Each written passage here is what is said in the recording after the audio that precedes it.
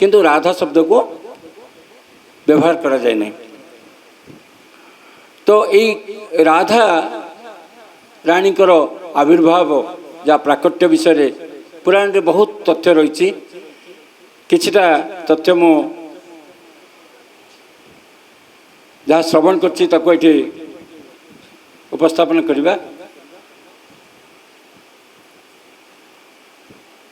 से राधाराणी वृंदावन निकटस्थ राउल ग्राम रे श्री वृषभानु आउ तांकर पत्नी कीर्तिदा को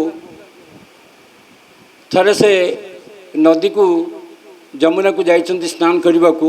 जमुना को स्नान कला बेले गोटे शतदल पद्म भासी भासी आसुची जो थिरे राधाराणी शयन अवस्था रही। आउ तांकर शरीर कोटि चंद्रर ज्योति उद्भासित होची। आउ से ज्योति को देखी वृषभानु आउ कीर्तिदा आखि बंद कर दूसरी माने चाही पारना एते ज्योति आसूची। तो जितेबाला निकटस्थ होती से शतदल पद्मटा जार 100 पाखुड़ा रही पद्मर से पद्म उपरे राधाराणी शयन मान अच्छा।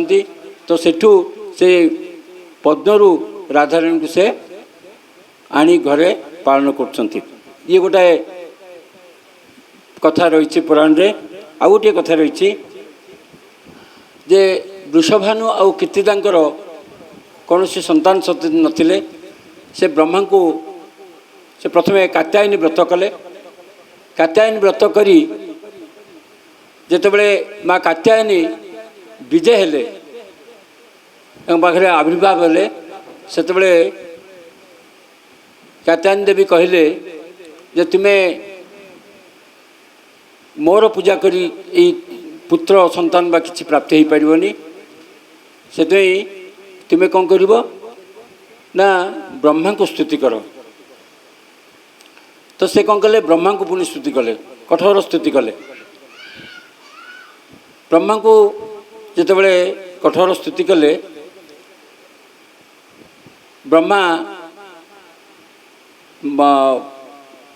तांको वर प्रदान कले।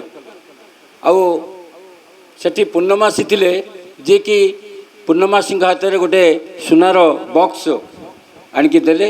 आ से सुनार बॉक्स भितर राधाराणी विराजमान थिले। तो सेठू नहीं कि से पाइले।